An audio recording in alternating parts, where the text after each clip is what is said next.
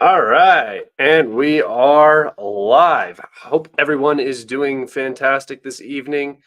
Sorry for the late stream. For some of you, it's probably perfect. Some of you are getting off work and stuff like that. Just sort of wait for everybody to sort of filter on in here. We have some map updates, but mostly we're just going to be talking about the missile strike that's going on right now and some other stuff. So it's 2 a.m. over here. Damn, bruh. That's crazy. I can't believe you're up. Welcome to the stage, Clown. Clown, how are you doing? I'm well. How are you? Happy Easter. Thank you. Thank you. I am doing very, very good. Let's see. Happy Easter to chat. Oh, yeah. Is it Easter already? Oh, on Sunday. Yeah. Dang, I don't even have any eggs ready or anything. That's gonna suck. Yeah. Sorry guys. Oops, my keyboard. Right, as someone in chat pointed out, I should point out it's not Orthodox Easter. It's Western Easter. Yes. Yeah. The hoodlum Easter is what we call it. Because it's less eggs, at least for Greek Easter. It's less eggs and more blowing shit up. Yeah, for sure. Oh, Zag's here. And hello from America. delicious lamb. Welcome, everybody who's here from around the world. Vaughn. Hey, Scott. How's it going? Pretty good. How are you doing? You know, I can't complain. At least we're not in Ukraine, right? Yeah, that's true. At least we're not sitting in a trench. Could be worse. Exactly. It could be much worse. Could be so much worse. All right. I think I'm just going to go over the map a little bit, and then we can start talking about our stuff. There's not too much to talk about on the map, so I'll just do this real fast. Let's see. How does that look? All right. It looks good. Okay. Some map updates today. Most notably, Nova Mihailivka is starting to look like it's in a pretty dangerous situation for the Ukrainians. The Russians are progressing quickly through these fields. I don't necessarily know if the Russians have this tree line. We had a geolocation of the Russians right here on this tree line and a geolocation down here on this corner, confirming that they had reached this section of the tree line. Realistically, it could look something sort of like this, but I just have a hard time imagining that the Ukrainians are able to, one, keep this supplied at all, and two, this is just an open field. You can't really sit out here. So the trench networks are usually in the tree lines, and I believe through the geolocations we got today that the map looks something like this. So again, situation's getting worse and worse. Remember what I said, as soon as this area south of Pibieta falls, just north of Pereska-Kivka, this entire urban conglomerate right here is probably going to get wrapped up rather quickly. And then that opens the door for Vuhledar. So those are the changes on this section of the map. To the Avdiivka front, we have a small push from the south into Simenkivka. There are reports that the Russians are getting closer to the center of the town, so this could be very it could look misleading at the current moment. And then up here in Berdichi, we have a report that the Ukrainians have retreated from all positions in eastern Berdichi across this little, they call it a river. It's not really much of a river that you can see, but you can see it flows down here into Simkivka, into these little reservoirs right here. So they've evacuated all the positions in these houses and moved over here. And likely in the coming days, they will be sequestered to this section and then potentially cut off from each other. This is the end of this defense line right here. You're about to see another step back by the Ukrainians and a Russian push out into these fields behind Avdiivka.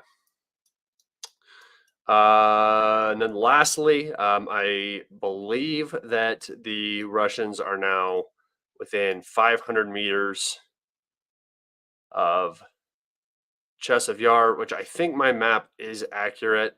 Syriac had updated their map today, and it had shown, I don't know if it was a little bit of progress out this way or where the progress was exactly, but the Russians are now very close to Chasiv Yar. But that's it for updates today. Pretty light on the map. Okay, you guys want to talk about the strikes going on right now? It seems that Russia has changed the pace.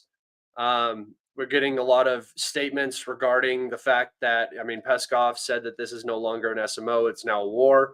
We have Putin and other high-level officials talking about dictating, or dictating is not the right word, classifying the SBU as a terror organization. And whether you believe it or not, like I said, my opinion on this is my opinion. It doesn't really matter. It doesn't make a difference what I think about the terrorist attack that happened in Moscow.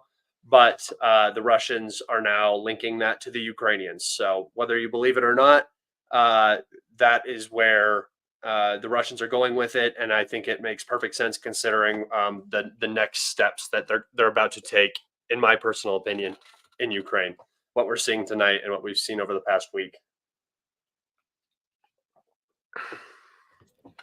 Well, I'm just couldn't help but thinking, and I you know, all thoughts for the Vaughn's family in Syria, but recall what the Russians did to organizations they labeled terrorist organizations in Syria. I mean, it was pretty ugly. They were completely destroyed. Their hideouts were blown to pieces and leveled to the ground and constantly bombed. And I mean, if that's the way the Russians handle terrorists, then I would assume that we could expect to see something very similar in Ukraine. Yeah, I haven't been following too closely, but all I see on my feed is Tupolev's airborne, Tupolev's airborne, Tupolev's airborne. Oh my God, we need more Patriots. So I figure it's bad. Yeah, and I mean, obviously the problem isn't the Patriots, right? They probably still have batteries, but even if they were given multiple new batteries, it's the missiles that they're firing. So until production increases, there's not really a solution to this issue that the Ukrainians are facing, and their air defenses are not defending energy infrastructure right now, and that's what the Russians are now targeting. This is very different from the 2022 energy campaign. I'm going to make a video about this probably tomorrow, but this whole energy campaign now is targeting generation. It's not targeting substations, at least so far as we've seen. I'm sure there are substations being targeted because they are important, but 2022 was almost exclusively substations. The strikes were every 2 weeks. I think they were trying to degrade the Ukrainian grid to a certain point and try to send more of a message than anything else. And this time, you know, this is what the West expected in 2022. This is how the West expected Russia to fight. The whole Kiev surrendering in 3 days was supposed to be because they don't have power, they don't have internet, they don't have communications, and the Russians, go in and do what they're supposed to do. That's not how it went in 2022. That wasn't the intended goal of the SMO, at least in my personal opinion. And I mean, you can't take over Ukraine with 180,000 men. It's just not going to happen. And now we're about to see the war that everybody thought Russia was going to fight, and it's not going to be pretty. I'm just warning you guys now. It'll get uglier and uglier if they end up leveraging a terror attack to mass mobilize. Which, I mean, let's be honest. Regardless of who done it, I don't think anyone would be surprised if they seize that opportunity to mobilize in our 300,000 to 500,000 soldiers. Do you think that they're actually going to do that? I don't think that they are in a position where they need to do that, honestly. It depends. If they want to do a large scale offensive, it wouldn't hurt. But that would be you would be talking about like 2026 when those guys would be ready. Or 2025. I mean, I'm sorry. Mid 2025, not 2026. Mid 2025. Yeah, because these are reservists. They already have military training. But the Russians are. The Russians are going to take a year to get them where they need to be. Well, yeah. What I anticipate is they'll keep doing what they're doing, and like I've been saying for months now, it's gonna all depend on if Ukraine pushes that mobilization bill through. Because if they don't, well, then you just keep doing what you're doing, attrit them more, and eventually they start falling apart, and then you go on your offensive. I'm listening, by the way, guys. I'm just doing strike coverage, so if I'm looking down, that's what's going on. They're pushing that bill through. Somebody sent me a post today saying that they're preparing the age of 25 now and older will be mobilized. So I don't know. That's not enough. I don't know what the plan is. That's not enough men. That's only a 2 year. No, it's not enough men. But you see what's happening here. Another 2 years. Another 2 years. Another 2 years. So finally, it's going to be like they just have to do it all. They have to do it all right now, or there's no point in doing it. This dribble of men that would come in if they did a 2 year. I don't think that they're going to amend that constitution or that bill for mobilization if they don't go all the way, because there's just no point. And that's already such a small demographic of men, a small population, that if you only go with 2 years, it's not going to yield any results in 6 months. There's no way. And if anything, it might encourage people to start leaving in larger quantities, however they can. No, absolutely. Yeah. I think if they change the draft laws, yes, you're going to see another mass exodus from Ukraine, or they might try to prevent it. But I wanted to talk about this. Somebody commented, Steve commented, Scott, ISIS and Ukraine involvement are not mutually exclusive. Yeah, of course. No, if I was going to hire somebody, first off, who are you even going to hire to go do this, right? There are very few groups who are going to go slaughter innocent human beings for money. And ISIS might be that group who you could, it's mutually beneficial for ISIS, right? They get to claim a terror attack, a sophisticated one that did a lot of damage. But at the same time, if they were paid to do it through crypto or whatever the Russians are going to say, yes, it's absolutely not mutually exclusive that ISIS was either working alone or that these guys were, ISIS is such a, it's not like you're a member for life, I guess, right? It's you can be a normal human being who has connections to ISIS and eventually be turned into one of these, I guess, sleeper cells or whatever. But sleeper cells exist all over, and they can be hired by anybody to do anything. Just because you have Islamic ties, it doesn't necessarily mean that you're doing this on behalf of the Islamic State. Or if they are doing it on behalf of the Islamic State, it doesn't mean that there can't be mutually beneficial goals for places like Ukraine or the State Department. And this doesn't just go for attacks on Russia either. This goes for attacks that happen anywhere in the world, not just ISIS, but anybody. There's always the possibility of multiple, I guess, backdoor dealings and stuff like that. I mean, I don't rule out a Ukraine-ISIS connection. Anything's possible, but I don't see enough evidence to support it. So I'll entertain it, but I won't ascribe to it. Yep, like I said, I agree. Yeah, like I said the whole time, it doesn't matter. It doesn't matter what the truth is. It's a war. It does. Everybody's going to use it the way they want to use it. People were claiming that it was a FSB false flag. So, I mean, everybody's just going to believe what they want to believe. But there were people wearing blue, Scott. Oh my God, you're wearing blue. The blue group. I'm definitely FSB, guys. I was caught wearing blue in public. I mean, there are still large segments of pro-Ukraine Twitter that are under the impression that this was an FSB operation, given all the little clues that they found. It's so silly, though. It's they don't understand what duty to warn is. It's warning, hey, dude, we have reasonable belief there's gonna be a terror attack on a soft target. Watch out. They don't tell you what their intel is. They don't tell you where they got it. They don't tell you how they got it. They're not going to put their sources at risk. It's the same as when Russia warned the U.S. about what became the Boston Marathon bombing.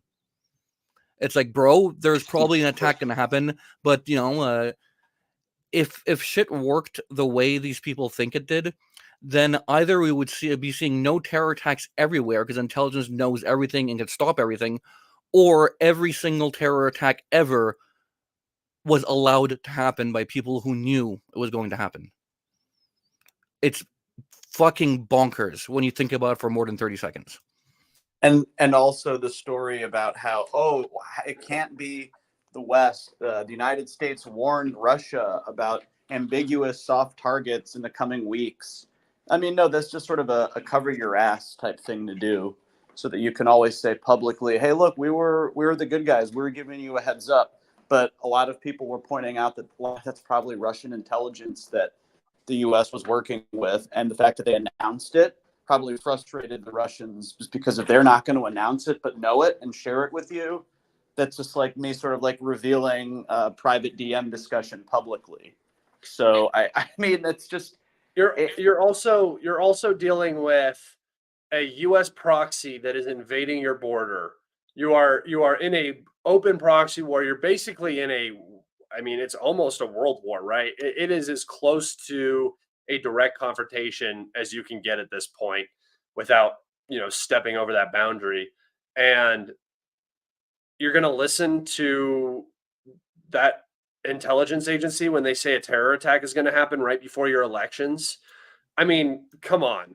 Like of all of the times to they're not very cooperative with sharing actual intelligence. They're afraid to give up their sources, which is a legitimate concern, obviously. But just saying there's going to be a terror attack, and then it didn't happen, right? It didn't happen when the Americans said it, and then 2 weeks after the elections, we get this massive terror attack. Well, to be fair, if we're going to speculate, we got to cover all as many variables on it as we can. There is a long history of the U.S. and Russia cooperating in terms of sharing intelligence for anti-terror. But also on the day of the warning, which was the 9th, I believe, the Russians neutralized an ISIS-K terror cell in Russia. And no one talks about that because it's important because they acted on that intelligence. But the thing with distributed terror networks is the cells don't know about each other. So even if the ones that were caught on a 9th were taken alive, they weren't, unfortunately. You're not going to be able to beat any information out of them because they don't know about the other cells. And that's the problem. You never know. There's no way to know that if you got them all. Yeah. There was that. That's what David was trying to say. He was claiming that was the. Remember we were talking about the Third Chechen War because I was joking with him for some reason. He tweeted that stupid shit. And he said, yeah, well, there was a 24-hour revolt in, where was it? Dagestan, He but said Chechnya, but it wasn't. It was not it, Buryatia, but one of the Siberian ones, and had nothing to do with the war. It was a I political know. activist got jailed unfairly, and they were protesting his jailing, his arrest in front of City Hall, and that lasted a day and then went nowhere. Yeah, he's a goofy guy, but yeah, it's just dealing with like this lone wolf terrorist cell groups is extremely difficult. And I mean, not to say that they shouldn't have done a little bit more, but you know, that the whole plan is to avoid detection and commit the attack right without being noticed. So um, sometimes they get away with it, unfortunately. It was Bashkortostan. Thanks, Letty. Oh, thank you. Um, just an update. Missiles are now over Ukrainian airspace. Earlier today, we believe that the Russians hit the Krivorog thermal power plant, which is a large part of Ukraine's energy generation now, as well as they hit the Kaminsky, I think is the name, is how you pronounce it. Let me see. Let me just make sure real fast. Wow,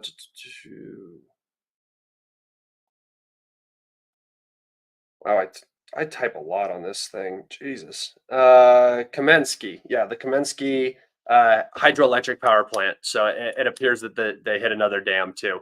That would be, I believe, 6 energy infrastructure generation facilities in the past 7 days.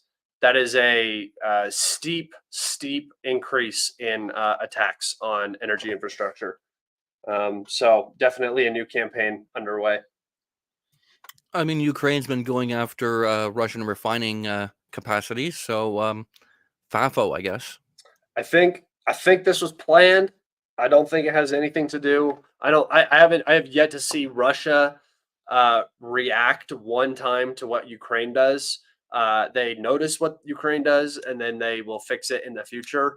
But they really don't seem to be like, there's no snap, no knee jerk reactions to anything. I think that's a convenient excuse. Oh, look, they're hitting our energy infrastructure. Now we can hit theirs and do whatever we want because they're, attacking our economy, this, that, and the other, whatever. It gives them all of the legitimacy to do whatever they want. But I believe that this was the plan the whole time. I think we've been ramping up to this for a while now. I think this should have happened probably 6 months ago, but hey, that's just me. That's fair. These ops tend to take weeks to plan.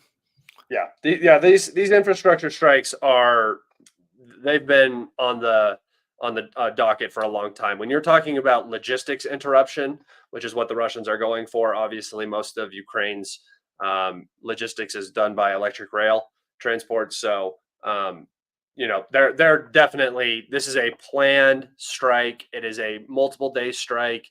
Or it's been about a week now. Hundreds of drones, hundreds of missiles. The Russians are not messing around anymore. The game has slightly changed. Let's see. Anything happened today? It's been kind of slow, hasn't it?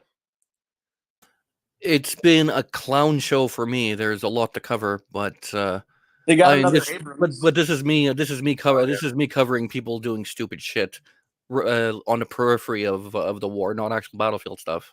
Oh, this might be good. So I can show this as an example of the what plants have been hit. But hey, Tsirkon finally saw some combat use. Yeah. From Crimea too, from Sevastopol, I think, or parts there. So they launched it from a ship then, right? I think these were ground launch because they can be ground launch, sea launch, and I think they have them air launched as well, but I'm not sure about that. Speaking of air launch, that Su-27 was probably the big thing, and I like your post, Scott, about like they come out of the woodwork for a 35-year-old plane, 40-year-old plane getting shot down. Like, ooh, look, Russia losing. You know, It's ships and planes bring all of the dorks out of the woodwork to start talking about how Russia's losing. The best thing that has happened to Ukraine since, I mean, since like I guess the Moscow terror attack. If that's a good thing, I don't know. That was the last time all of these people came out and started posting things about Russia being, a terrible place, this, that, and the other, whatever. The best thing that they have going for them is an Su-27 getting potentially fired by Russian air defense. Meanwhile, they've lost Ivanivsky, they're losing Novomihailovka, they're losing their second line of defense behind Avdiivka. Kharkov has no power. Zaporozhye has no power. Probably Kamyansk right here in Dnipropetrovsk is out of commission now.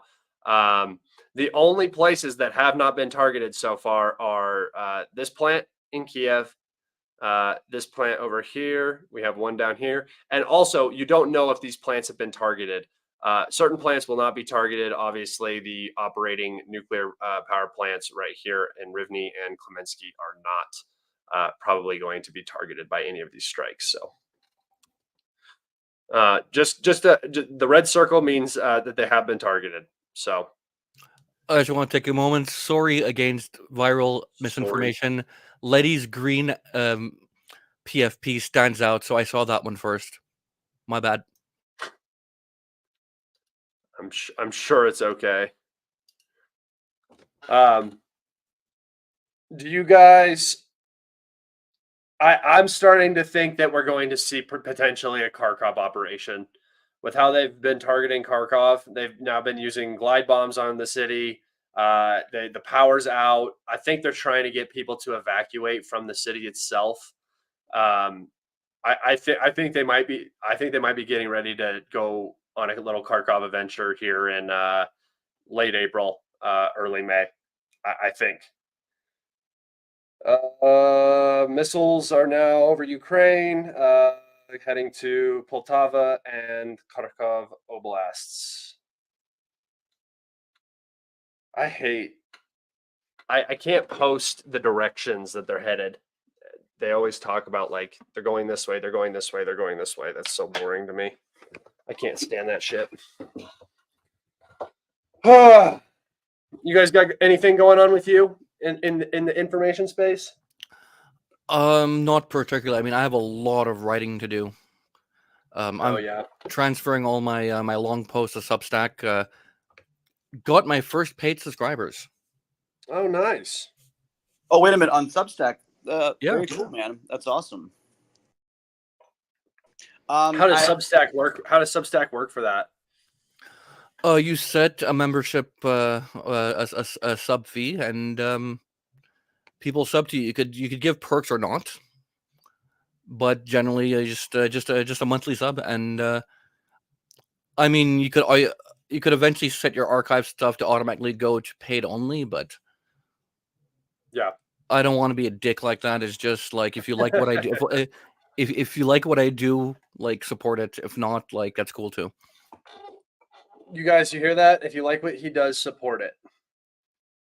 There you go. There you go. I mean, I think that this conflict has sort of been waiting for an event like this on the Russian side, and whether it was organic or not, regardless, it's going to sort of kick the gears into motion now of like the Russian state. I think they're going to actually start taking this war seriously and not look at it as just a dalliance across the border. Now it's going to be a serious conflict against a state that's threatening, the safety of your citizens and freedoms. So I think it's really gonna escalate quickly, and basically Russia's going to escalate in my estimation, and the West won't be able to provide Ukraine the munitions and equipment they need in time to stop that, and it's basically going to get out of control at some point this summer if the Russians decide to continue in the same direction. It's kind of absurd that we're going into year 3 and it's like, okay, now we're going to take it seriously. Exactly. It's very typically Russian, but it's also absurd. Right, just acting very suave. Oh, it's okay. Nobody really noticed we're having a war. We barely sort of blink an eye, and now finally said, "All right, our enemy is attacking." Finally, and even if there's only sort of suspect links with Ukraine, it's clear that there are at least some individuals involved that had some connections. Whether it's coming from the top or not, I don't know, but like it is a war, and there's very strong possibilities that Western intelligence at least had some sort of a hand in this, whether they funded or found people. It just didn't seem organically like a native anti-Russian group. What's their name? Who are they? Where do they operate from? We found all of this out shortly after the Bataclan theater attacks, like immediately. We haven't heard anything about any of this. Nothing like that. No details of that nature. It was always suspicious I'm to curious. me. What's the frequency of Gerans being used in these strikes as opposed to say during the last year's attacks on the substations? It's hard to know. It really did seem like the Garin 2 strikes were a lot more. But I think that the difference is the Garin 2s now are not intended to do the actual damage. They do have targets that they're trying to hit, but I think that what they do is they draw out a lot of the air defense. They expose a lot of where, like the radar positioning. That's why you're seeing the radio communicators and the cameras now on these things, is because they're definitely trying to spot air defenses. They're trying to perform reconnaissance while they're up. I mean, tonight there have been over 50 Garin 2 drones used at least. So recently it has been much higher, but for a long time it was much lower. We would see 10 to 20 used in a given strike, and they weren't really. You never really heard much about Garins hitting targets. More just them flying around from area to area. And I really do kind of believe some of the Ukrainian claims about shooting down a good amount of these Garin 2 drones, because that's their whole purpose, right? Exactly. They're flying slow. Even if you expend like tens of thousands of large caliber ammunition from say Gepard or something, that's still pretty cost effective for the Garin 2. I mean, these things are not. If they want to hit something, they have hypersonics. They'll use that, right? If they don't need to use hypersonics for it, they'll use cruise missiles. If they don't need to use cruise missiles, they'll use ballistic missiles. If they don't need to use ballistic missiles, they will use Garin 2s, right? So that's like one of the last options for deep strike. It's not necessarily the best, and I believe these are more for like searching for enemy air defenses and then destruction of enemy air defenses. Well, it's the fun thing about them is that they're not strictly using gun-based systems to shoot them down. They are wasting air-to-air and ground-to-air interceptors on them, which is the point, I guess. I mean, I've only been talking about this for a year and a half. I mean, I might have started, which I find hilarious. I started the Dorito index as a joke, and now it's a serious metric. But yeah, I've been calling it depletion of enemy air defense, and it seems to be working because they seem to be drastically low on air defense, and you could tell because they're complaining about how they don't have enough air defense when it's the area with the densest air defense network on the planet. Yeah, excluding Israel, but Israel it's Iron Dome. It's made for makeshift rockets, not really the same ballpark. Yeah, it's definitely different. So are they still using KH-101s, KH-32s, following a lot of these drone swarms still, or are they? So the EU-95 will launch, correct? The missiles that are used are the KH-101s and the KH-555s. Those are the long range cruise missiles that are fired from the strategic aviation. They also will fire KH-22s from the Tu-22 backfire bombers, and then obviously Kinjals on the MiGs. Are the 555s refurbed upgrades to the 5.5?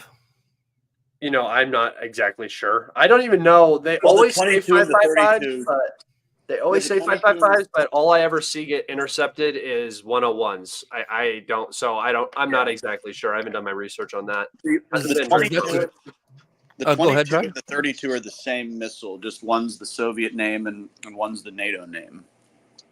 Yeah. It's because it's either the 30 to 31 or the 32 and the 55 where the Soviet Union built like tens of thousands of these. And if they figure something to refurb it into, that's They have kind of hilarious. thousands of the Kent, NATO reporting name Kent. They have like well over 10,000 of those missiles, which are generally the ones used, by these Tu-95s. So they could theoretically do this a couple times a day, day after day after day. So we'll see. I mean, if they're serious, then the attacks will continue. If they're not, then they'll stop. Yeah, I think you're about to see a hard push. There's no reason you shift the rhetoric like they have. It's they've gone so far in the hardliner direction now with what they're talking about. I don't see why they're going to slow down. Doesn't make sense. Now's the time. Anyone notice how fast the U.S. government said that the Moscow terrorist attacks was not Ukraine and Baltimore was not terrorism? It's like they have a crystal ball. Yeah, the Baltimore one, I honestly think was just an accident, a bad accident. I don't think it should have happened necessarily, but ships lose power sometimes and they lose steering. There's always going to be conspiracy theories. But like twice.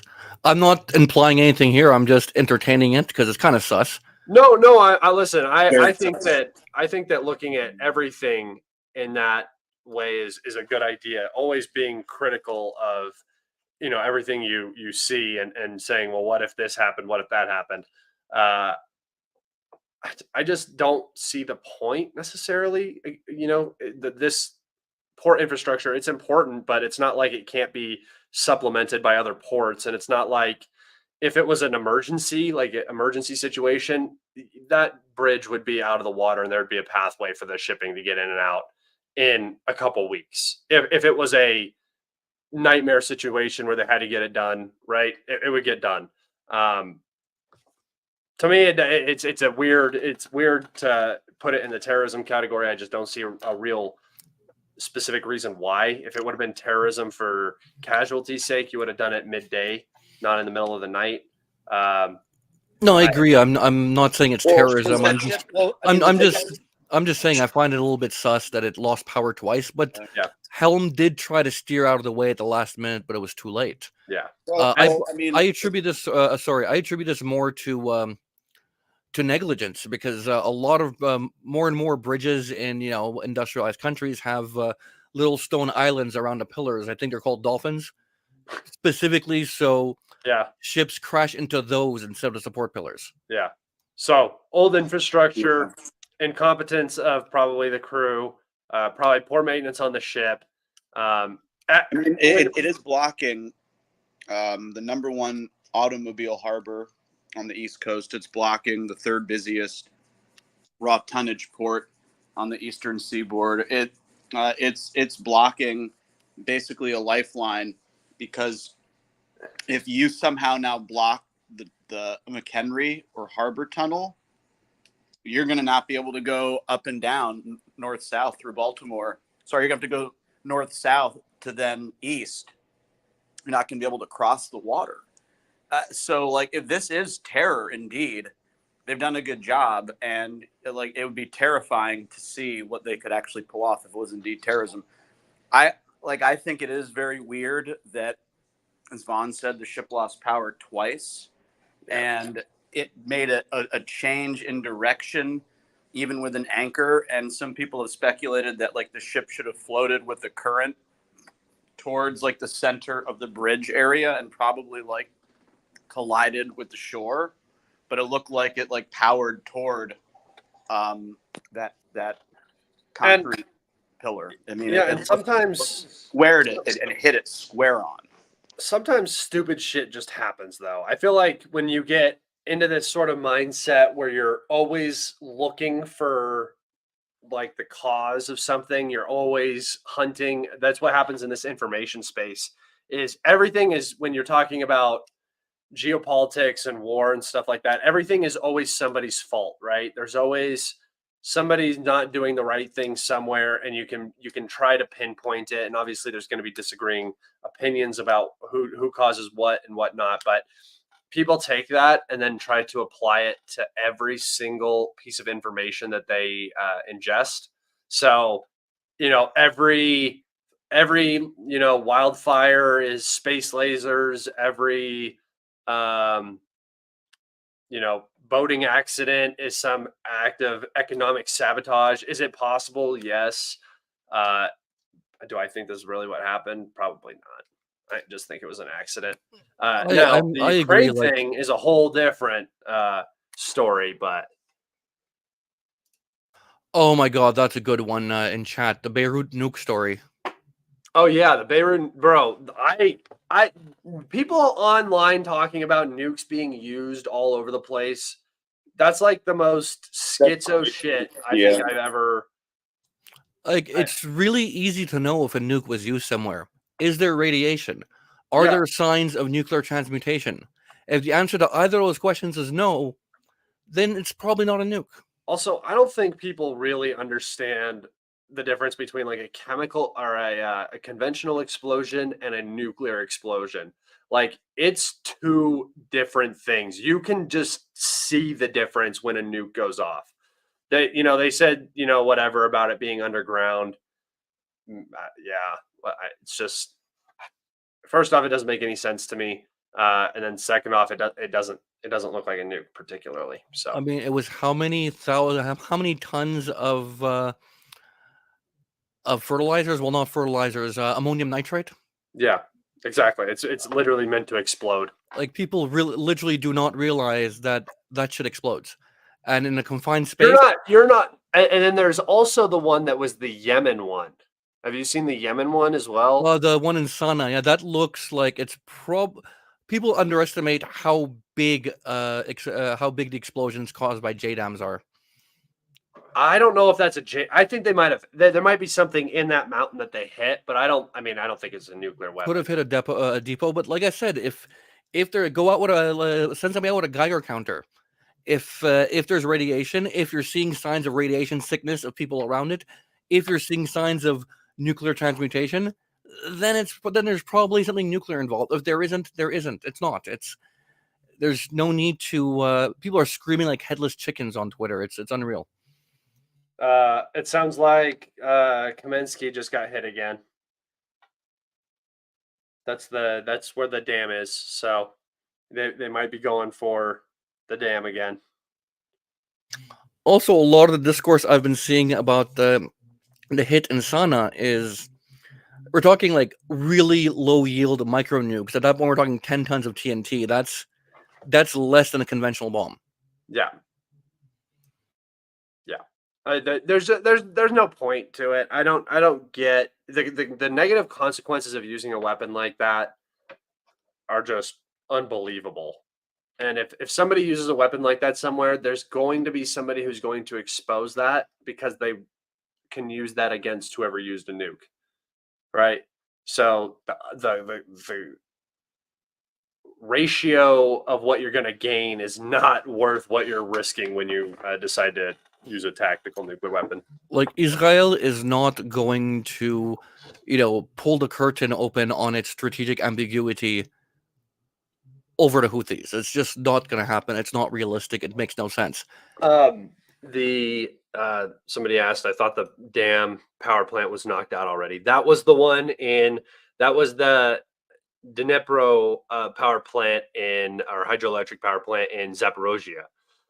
This is the Kamensky hydroelectric plant upriver. There are multiple dams in Ukraine, hydroelectric Oh, dibs. just something I want to address in chat about neutron bombs and hydrogen bombs. That's true. They leave a lot less radiation unless it's a two-stage bomb, like a lot of hydrogen bomb, a lot of hydrogen bombs are a lot of fusion bombs are two-stage. Like the first stage is fission, which ignites the fusion reaction, and then you still have, in which case you still have all the radiation fallout of a fission weapon. Yep. Sorry, I'm posting real fast. Yeah, just all that nuke talk. There's a bunch of schizo talk, bro. Space lasers is another good one. Not saying there aren't space lasers. I don't know why anybody would be using space lasers against Hawaii. I don't know. Doesn't seems like a weird place to use it on. But that's just me.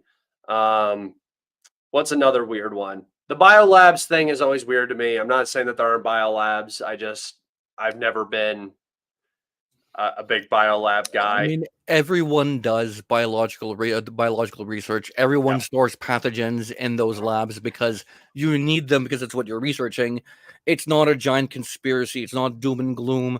And a whole thing about what I loved is that the Ukrainians were using biolabs to design bioweapons specifically targeting the Russian genome. Like, bro, the Ukrainians are doing this. Are you sure? Yeah. It's just it's a lot sometimes. I think that people give a lot of credit where credit isn't due for a lot of things too. I think a lot of what you see is a lot simpler and stupider than what you expect.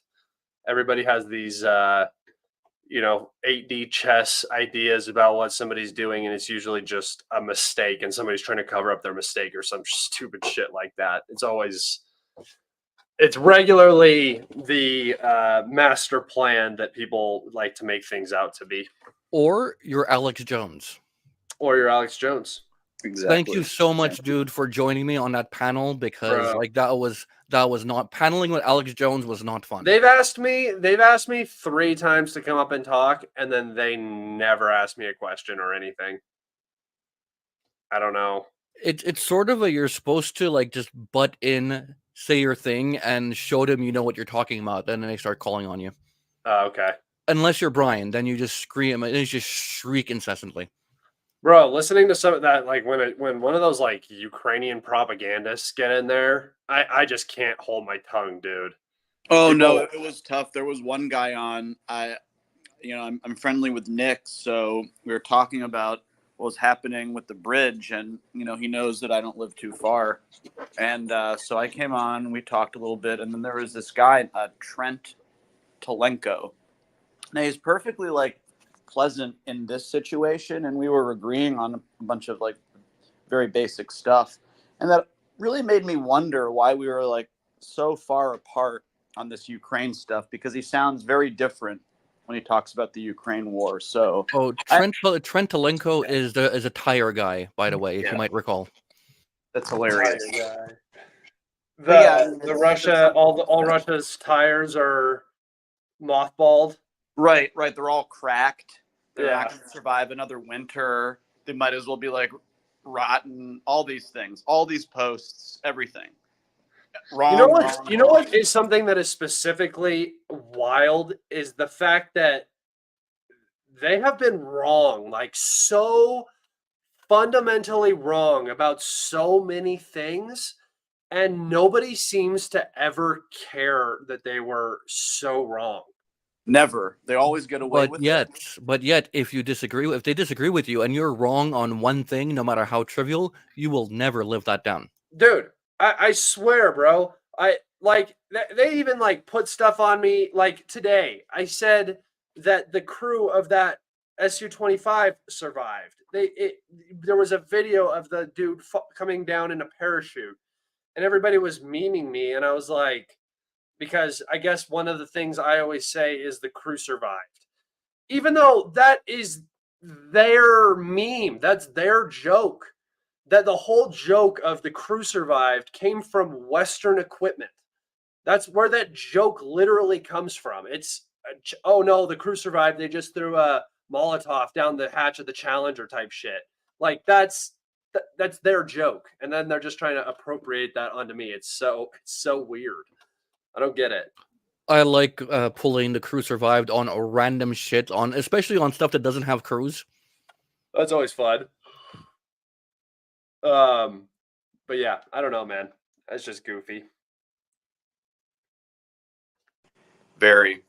I thought that these strikes were going to be a little bit more visible tonight, but it looks like they might have. It's always funny that the most devastating strikes that you see are never ever visually confirmed, and they're usually like around a military installation or like an airfield. And I imagine some of these sites are fairly inaccessible and difficult, and people around there who film and publish things, there's probably a very high rate of arrest and punishment. So you think very hard before you want to film plumes of smoke or fire or clouds of smoke. By military establishments or airfields, I presume you mean residential apartment buildings and Well, no, I'm libraries. saying when the Russians do these strikes. Oh, I know what you mean. I'm taking a piss because everything's an apartment building. Everything's a Russian missile targeting an apartment building, right? Of course. And also funny with that was the piece of whatever they brought out saying they shot down a zircon. I thought that was, again. I mean, I buy it. It's possible. They're not impossible to shoot down. Oh, They're not okay. So now we're getting reports that Cherkasy region right here has been targeted by missiles, which again just up from Dnipro. And what I imagine they're talking about is on this very north end, probably this. Gonna load. What do you think is there? Okay. What do you think they got hiding there? What do you think they're going for?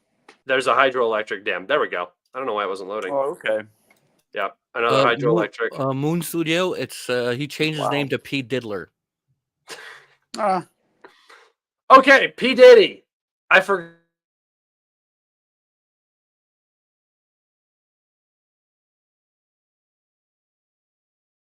I know you were saying you were all about being on Team Diddy. Who the what now? Stream froze on my end. I didn't catch anything. Oh, could you hear me? I can hear you. I said that Zag is Team Diddy for life. That's what he was saying before we hopped in. Oh, wow. Into this call. Comments, Zag? Can Zag hear me? I can hear you. Yeah. Okay. Diddy, Puff Daddy, whatever. He had a couple of good beats. He had a couple of good hits, but I think he's in a little trouble now. And like I did a little research on that girl that he was the reason that this lawsuit came up. His sort of former long-term lady friend. Could you imagine screwing up your life by mistreating like a very attractive, probably nice, innocent woman who you destroyed, and that's the reason that your life's spiraling? Because that dude's been living on Epstein Island for the past 20 years. I'm pretty sure he's been having a just fine time with what he's been choosing to do. No, he made that girl do terrible things constantly. Yeah, that's what he enjoyed. Her, and that was like his regular girlfriend. That's what he does, dude. I know, and that's like Diddy, bro.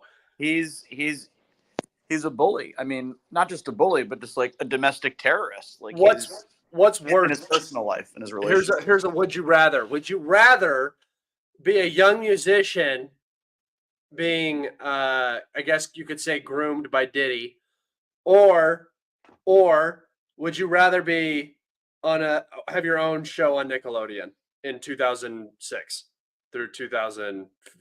Well, those are both terrible options considering you have to choose one. I take my own Nickelodeon show. Oh man, this is actually hard because they're both faced worse than death. Right, Nickelodeon should be shuttered. But think about, oh man, a music career would be so nice though. Like a real nice music career. And all you have to do is get diddled by Diddy. Well, here's the thing, because Yeah. like I do make music, but if I'm being diddled by Diddy for it, it's because Diddled by Hey, we gotta make a song. it's We gotta because I'm make a doing it's song because I'm about doing that. I'll be right back. like hip hop is not my scene, so I'm taking a hard pass. Yeah, I mean, hip hop is sort of a fading genre the way many of us knew it. It's changed quite a bit, I think, for the worse. But Diddy is sort of like one of these moguls, and many of them have gotten into trouble, whether it's tax evasions or domestic battery and all these things that eventually get sorted out. But like, Diddy is.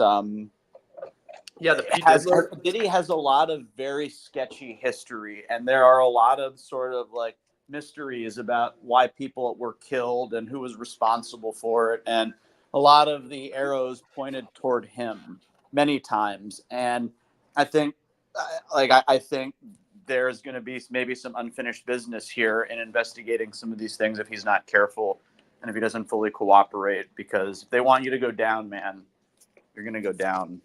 Look at what they're doing to Trump. Yeah, man. He's like the diddler. Yeah, he's got to be very careful. He's like, diddle me this, Batman. You're a diddler. He sent No. a bunch of things down I on was the plane. I was just about to make a Riddler reference too. Yeah. Well played. Yeah, he sent a lot of sketchy stuff down to some. Did he get arrested yet? No. But he did send a plane to a Caribbean island with a bunch of shit. I would imagine some hard drives, other things, probably cryptocurrency, whatever. He didn't want. Was R. Kelly on board?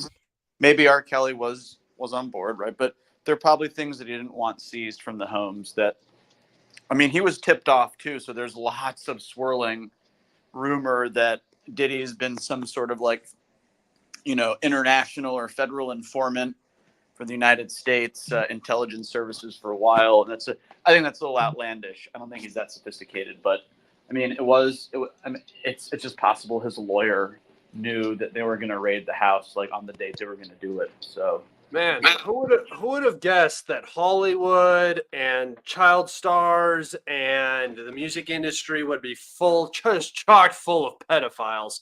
Who would have guessed? It is shocking. What a I am shock. shocked and dismayed. Who would have put those two things together? You mean an industry where parents are very, very, I guess you would call it trusting, potentially irresponsible with their child's futures? And that's going to attract some sort of child predation? No way, no how. Fuck me, man. How are we all so stupid? How do we not all just know that? I mean, we all know that this is going on. We just kind of pretend that it's not.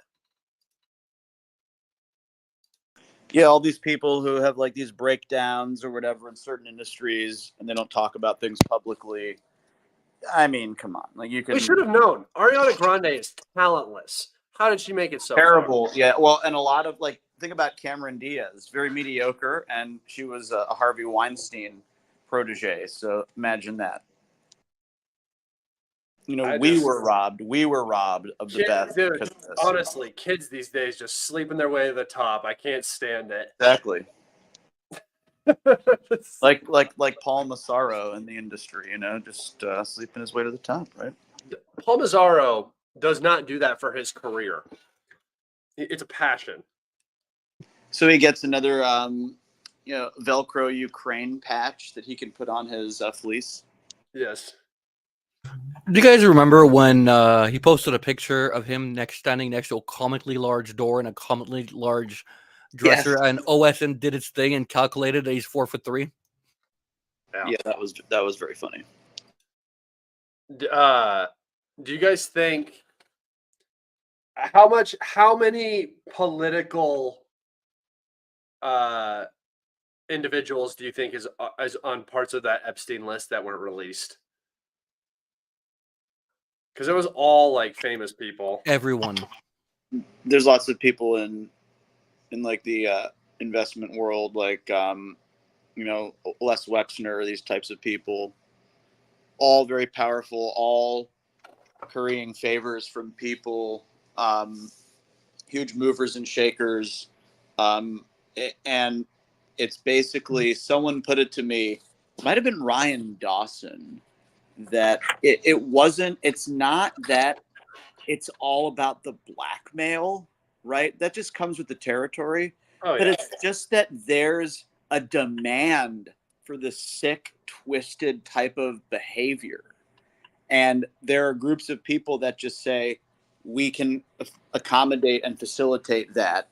And that's just what we do. And it's sad that there is a demand for this, and it's undeniable. And this is proof. So that's probably for me, that's one of the more disturbing things, that people do these things. They seek them out in the power positions, and they have to find people to present them, these poor victims. So I think it's just a vicious cycle, and there's lots of sex slavery out there. Yeah, it's pretty horrible. I just Ukraine, a lot of that's happening now in Ukraine. I don't know, man. If you guys, a lot of people, I guess, don't end up ever working with kids or anything like education or anything like that. But if you ever work with kids, man, they are so influenced by every single aspect of their life at that age, and doing something like that to somebody is it changes that person's future forever. The way that person views themselves, the way that they go about business throughout the rest of their lives, it's like you're destroying a life when you do that. It's just so horrible. I just don't understand how anybody can do that sort of stuff. Like, if I was a sociopath and I really wanted to just kill a puppy or something like that, I still would be like, why am I going to do this? I mean, maybe sociopaths just don't have that part of their brain, and that's what I'm missing. But Exactly. I can't, They don't have I those can't, I can't, I can't comprehend that. Just destroying somebody else's life is just so wild. Like, it's such a wild concept to me. Killing somebody seems less horrific in some weird way than doing that. I would agree. Yeah. It's like if you cut somebody's legs off and then force them to live the rest of their life in a more difficult situation, like in a horrible situation. That's what that sort of sex trafficking stuff is like. Yo, Scott, any chance if extended power outages in major cities will spawn the brainwash from the government? Probably not.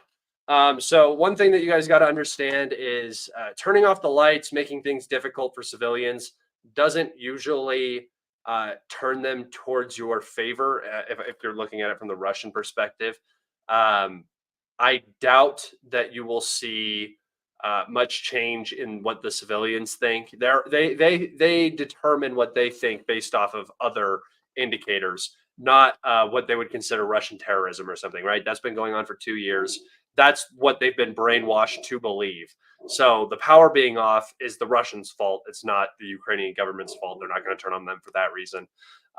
One thing that the Ukrainians will end up turning on their government about is the fact that all of their young boys are about to be force mobilized, and that's the death of Ukraine. That's the end of Ukraine. So I would say probably not the power, but if Ukraine starts losing really, really bad and they refuse to negotiate and then they decide to try to mobilize, that's when you'll start to see that brainwashing fall off, I believe.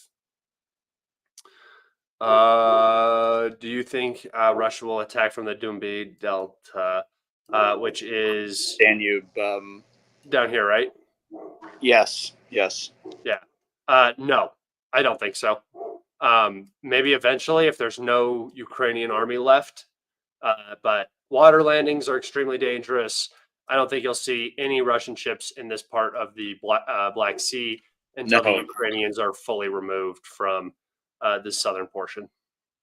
If anything, Ukraine has proven is that they can hit Black Sea Fleet ships. So if Russia wants to not give into that, they're going to have to be careful there. So I mean, they had aspirations of using a bunch of those landing ships early to sort of throw Odessa into like a Green Man scenario, a little Green Man scenario, and it just wasn't practical. They were going to get sunk with people on board. Yeah. Let's see this question. Do you think Russia will fight for Kharkov City or will they go around it? I think that they will end up fighting for Kharkov City. I don't think that they're going to fight in Kharkov City like you've seen them fight in other areas. I think that they will surround it and just choke it off if they can move fast enough to cut off all of the routes out, because Ukrainian ammunition and supply is pretty weak. This would be a major operation though, because there are still Ukrainian reserves that can be brought in. This would still take some time to build up. I don't know how much build up they've done recently, but they are very, very clear that they want to build this, what they're calling a sanitary zone. And it was funny listening to them talk about it because they said it's going to have to be 300 kilometers from Russian territory, which if you do that anywhere, 300 kilometers is like, 160 miles. So basically anywhere you do it, it's to the the river. I mean, maybe not in the middle here, but almost on every single part of it.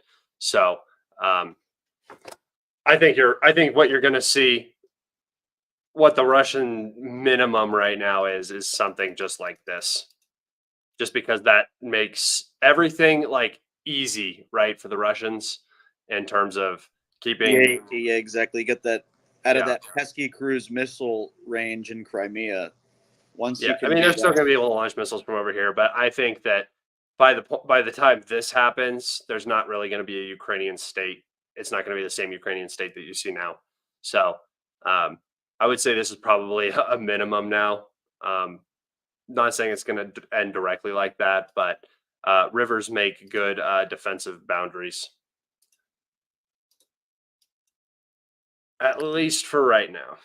Yeah, I mean, if Kharkiv City is so close to the Russian border that you would figure eventually something has to go there. But I mean, there are some there are larger, built up, densely populated suburban areas surrounding the city, and even some sort of larger towns defending the way in. I could see a scenario where Russia might have to level some neighborhoods if it comes down to it. But that's the type of situation where that could be make or break for the Ukrainian army. And that's the thing that's what I'm thinking about. So it doesn't necessarily have to be Kharkov. Kharkov is just what I'm talking about, just because of the attention it's been receiving from the Russian aerospace forces, missile forces.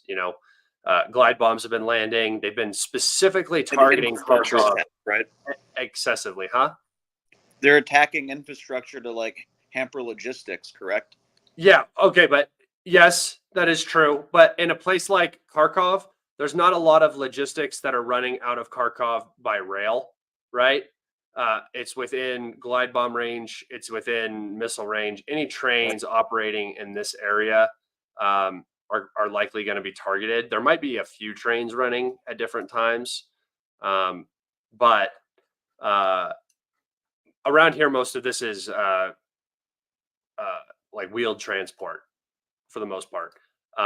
The disruption to logistics comes from the strikes on Zaporozhye, the strikes on Dnipro, I imagine Cherkasy, and then perhaps Kremenchuk, and then Kamyansk. I mean, these are all of the power generation on the river, right?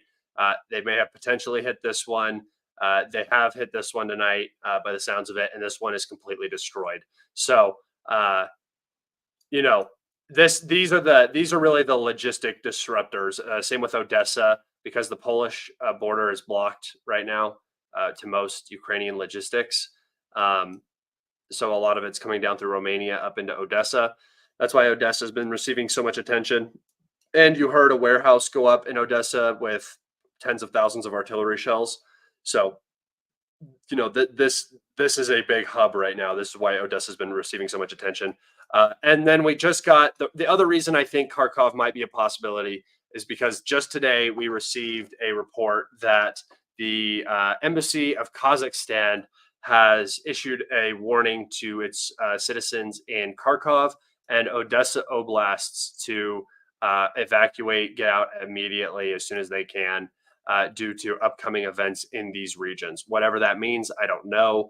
I think Odessa might be just because of the instability around Moldova. I don't know for sure, but Kharkov seems like it's going to be pushed by the Russians here soon. I have said the entire time that I expect the larger bulk of the offensive, the more important movement that is, to come down in this southern Donetsk area. I think they're going to likely push for a collapse in this area. Maybe that would allow them to take Chasiv Yar quickly. Perhaps that allows them to make a move around Oskal, with all of those Ukrainians responding to a push down through Kharkov. Even if the push isn't necessarily fully successful in capturing the city right away, just opening that front and bringing making all those resources be brought to this area is going to open up options throughout the rest of Donetsk. And this is the important area. It also ends the clown excursions into Belgorod. Yes, it does. I think that those are pretty much done. They don't have really anything to be doing that with. The entire time they were doing it, it was a complete waste anyway. Putin and Lavrov are liabilities now for Russia. I'd love to hear why you're thinking that. Just because they're not hardline enough. I think that they offer a good balance to the Kremlin. I think Putin, being a pro-European liberal, basically, is the best thing for Russia right now, because Russia is in a place where they are being punched at and poked and prodded from every single side. And having somebody who is an extremely, I guess, predictive thinker, he's 10 steps ahead, thinking down the road, and every action that he seems to do. I'm glazing Putin here for a second, guys. Just hold on. Professional glazing inbound.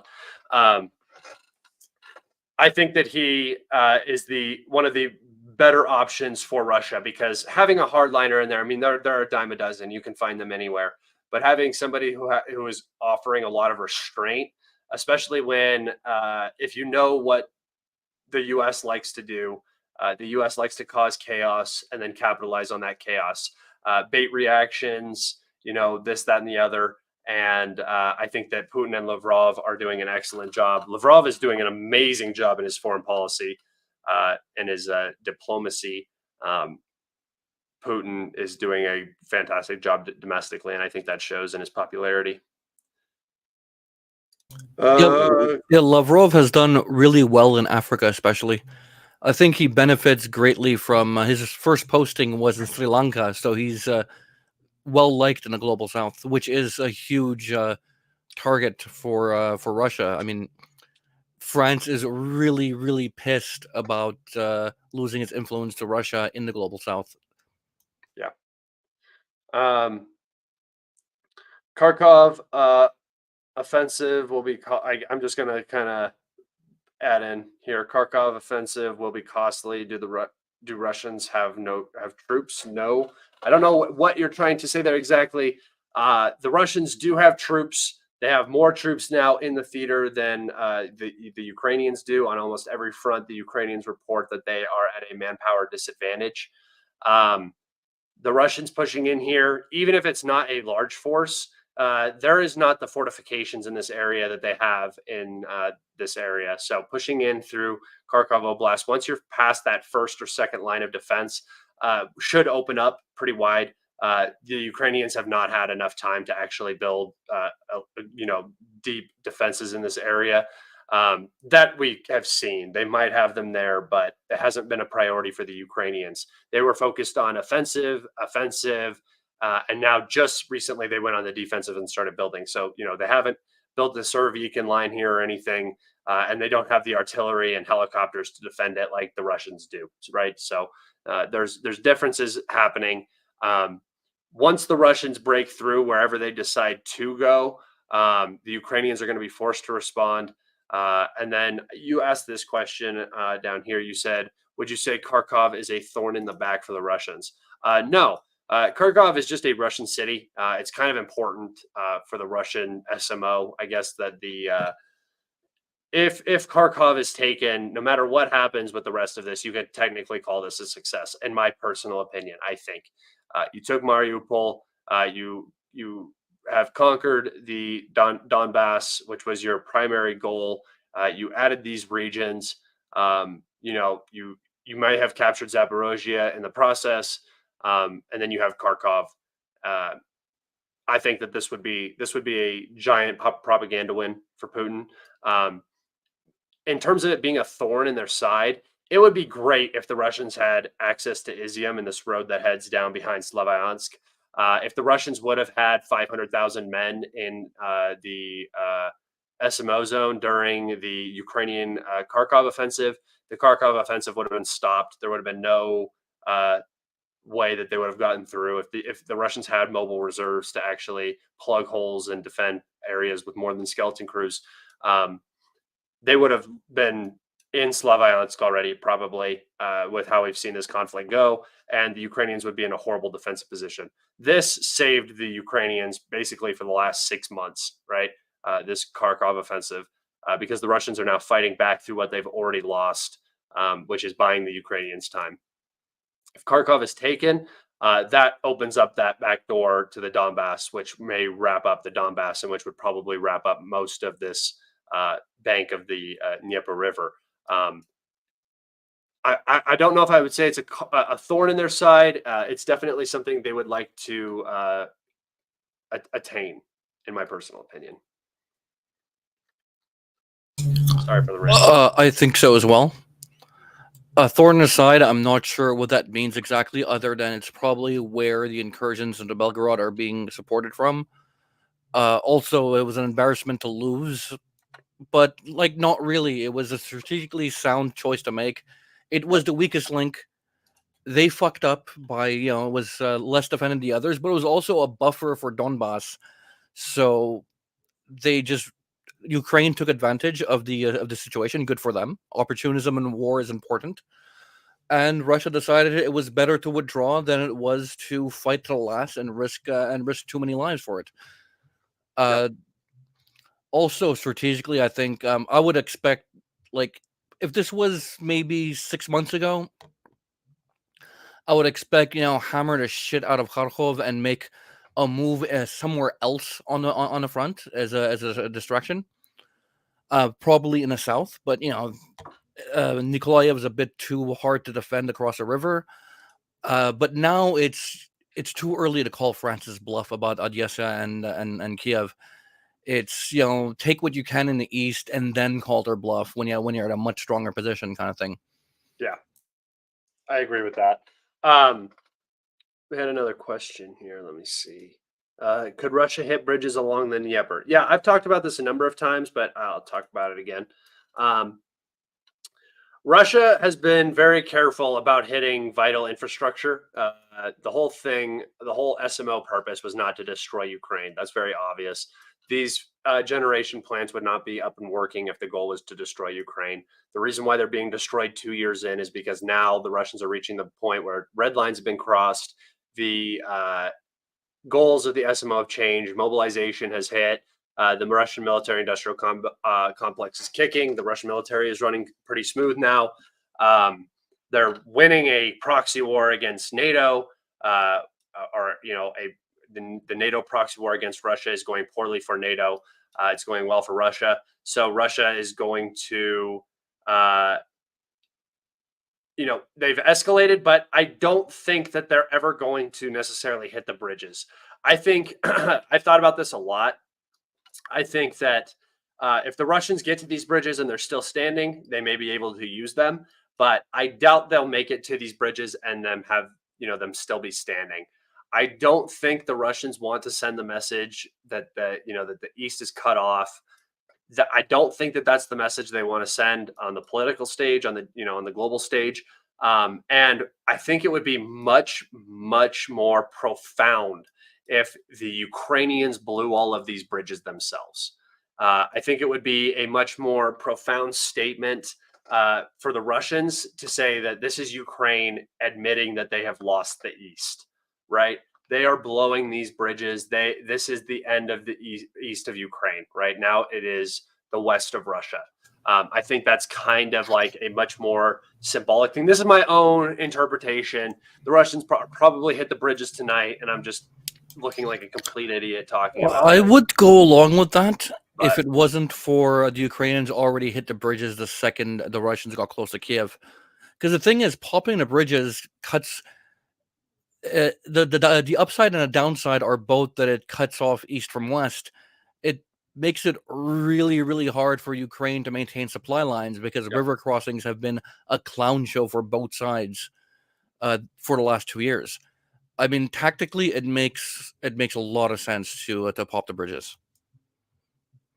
Oh, 3 MiGs. Oh, launch of daggers. We have Kinjals. Yeah, it makes sense to go for the bridges. I think if you go for the bridges, though, you have to make very sure that you can. I mean, if you take them out, do you attempt to pontoon cross and cut off sort of the approach, or are you basically using that river as your natural boundary moving forward? I'd say you're using it as your natural boundary. It's Yeah. okay. Also, Okay, now that I think about it, yeah, that makes Scott's point makes a lot more sense because you're by not blowing them off, blowing up, you're suggesting that you might actually cross, and Yeah, that keeps them right, on guard. and right, I right. think if there's another aspect of this where you want to fight, the Russians want to fight here. Why do if the entire Ukrainian army is going to come and die for these little cities over here where you have the easiest supply route, you're in friendly territory with the civilian population, you're in control over here. The Ukrainian army is coming to you. The logistics are the longest. I mean, if you think about what has to happen with Leopards or Abrams or whatever, they get damaged or destroyed over here, they have to be trucked all the way back out to Poland, probably repaired, and then all the way back in. So, I mean, the logistics line here for the Ukrainians is very long. You have a better chance of striking something that has to come all the way up through Odessa, through Kryvyi Rog, through Dnipropetrovsk, and then down to Kramatorsk than you do if something has to go from Lviv to Kiev, right? So, if you blow these bridges, one aspect of this is that not all of the Ukrainian army is on this side of the river, right? And even if you do blow these bridges, you are not going to be able to move fast enough against that remaining army to cut them off, destroy them, whatever. They're going to be able to pontoon, boat across, get equipment across. There'll be a massive operation. And now you have this strong defensive line. You have Ukraine that, from a political standpoint, if the Russians did this in 2022, it would have looked way, way different, right? If they had the capabilities, not saying that they had the capabilities to do this, but it looks way more aggressive. It opens up the door for Western escalation. It can invite things that you don't necessarily want to invite. Again, the Russians are winning, right? I think we all can agree that the bottom line is the Russians are winning right now. Why throw a wrench into that when it's running properly? If it ain't broke, don't fix it, I think is what the thinking is. So striking those bridges is a major escalation step. It's basically saying all of this is ours. This is what we're going to take. It throws negotiations out the window, which the Russians are trying to maintain the idea that they're at least open to the idea of negotiations, right? And you leave an army over here that can actually now defend this side of Ukraine. If you have any hopes of reaching Odessa, you don't want to fight for Odessa. You don't want to have to do a water landing for Odessa, right? You want the Ukrainian army destroyed over here, and then when you reach these bridges, if they blow them, they blow them. They do the job for you, right? If they don't, you can use those bridges, and now you have access to the rest of Ukraine potentially. I mean, I just don't see the necessary win for the Russians to blow the bridges. I mean, I get lost a bit in the idea that Russia has no interest in occupying Western Ukraine because, let's be real, it doesn't make sense. But Ukraine might not realize that. Wait, it So, doesn't. Wait, what you're saying? It doesn't make sense for the Russians to occupy West Ukraine? yeah, because But everyone hear me hates you. out. Everyone If hates if you, the and it's Ukrainian nonstop government partisan just activity. collapses and there's no, it's chaos, and you have this open door, the Russians can go to the Carpathians and complete this union state. I mean, they can do the denazification later. Do you think the Russians are really not going to go that far? Just to be clear, when I say West Ukraine, that excludes Odessa. Odessa, South Ukraine. Yeah, I mean this part. I'm saying let's just throw something out. So the Russians make some major breakthrough. The Ukrainian army collapses. The Ukrainian state collapses. The Ukrainian currency drops. U.S. support drops. Right? Everybody's looking for their way out. This is what you're looking at right now. Right? There is no Kiev anymore. Everybody's gone. Everybody's ran. There is a Western Ukraine. Are you telling me that the Russians are not going to just push as far as they can? It's because it's not worth it long term because everyone hates you. Yes, but here's the thing: it is nonstop partisan activity. Let the Poles and the Hungarians fight over it. I just don't. Again, you're talking about this nonstop partisan activity. My whole thing is the second that money dries up. The second there isn't a huge intelligence agency supporting the activities of the SBU, and if they lose their main facilities and they lose their positions in Kiev and stuff like that, yeah, there might be this partisan warfare. But in this day and age, I just don't see. I think everybody's going to just kind of want to get on with their lives. This is not World War II. This is not. They're not under Soviet communism. They've been fucked by their own government for the past 3-4 years at this point, right? They're all tired. Their sons are all dead. They have nothing else going for them. Yes, they have a fundamental hate for Russia. I get that. But when you're under occupation and you just want your life to go back to normal, are you really going to be like willing to go die again? The terrain doesn't offer very good. This is Bandera country. The answer to that question is yes. But I'm just telling you, that is World War II. You have nothing to live for. Your parents were killed by the Soviets. Your uncle and aunt were killed by the Germans. That's like a totally different world than what we're living in right now. People in Western Ukraine have Instagram accounts. Like they might be Bandera Nazi wannabes, but once you crack down and facilitate like the FSB can, are you telling me that there's no interest in Western Ukraine aligning the Belarusian Ukrainian border? I mean, I'm saying if it is there, if the opportunity is there, I can't see any nation state not seizing on that to prevent a potential issue in the future. Could there potentially be some partisan activity? I don't think it's worth it. You're talking about first world Europe, man. You're not talking about the Congo. You're not talking about Vietnam. It's Poland.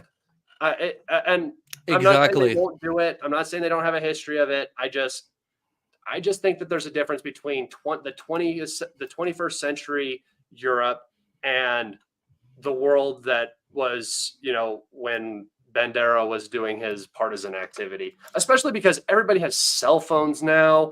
Everybody, I mean, it's the terrain. It's not like you're dealing with some Afghanistan region where you're dealing with people in caves. No, it's all little hamlets. I mean, everybody can get their door kicked in all the same. See, I just don't think it's worth it.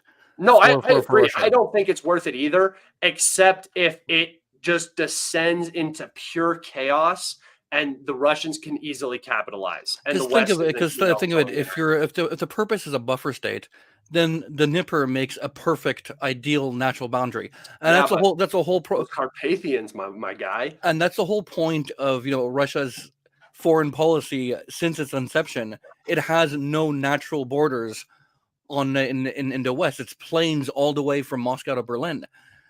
So you get that river, and it's something because. But because you don't control that plain between the two mountain ranges, between the Balkans and the Carpathians. But it also almost done here. But it depends on how it plays out. Because if they're going westwards, because Kiev's already taken, then the war's over. If Odessa is still on the table, there is no scenario where it'll move across the river instead of going for Odessa. If Odessa is taken, the war's over because they're forced to a negotiation table because it's the end of their economy. Okay, I agree with you, Clown. And by the way, just for everybody listening, I'm just memeing right now. I'm just doing wild hypotheticals and what ifs. And I don't think that Russia will ever control this area. I don't think they want to control this area. I'm just spitballing. But Clown, hear me out. First line of defense, second line of defense.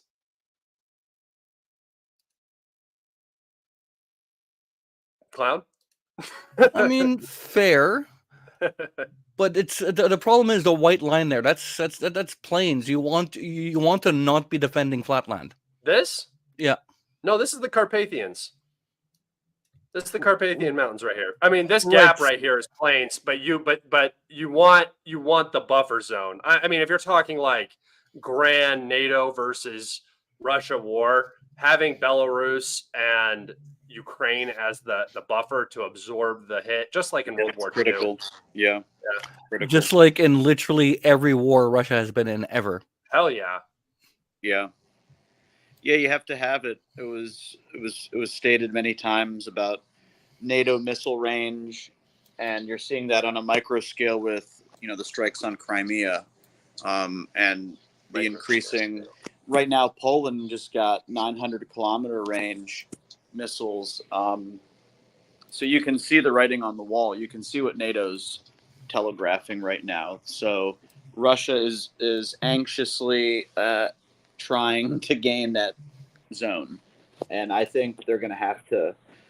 They're not going to be able to accept any sort of settlement. It's whatever is created, sort of vis-a-vis a Minsk type thing, won't necessarily be that favorable because NATO wants to maintain that edge or that possibility that they can, hit critical Russian targets, critical airfields, things like that before it even goes nuclear to sort of decapitate them. And they're very well aware of that. And I think basically it's a missile game. That's why we're in a war in Ukraine, because the Russians really have to have about a 400 to 500 kilometer zone where they can use their air defense to shoot things down.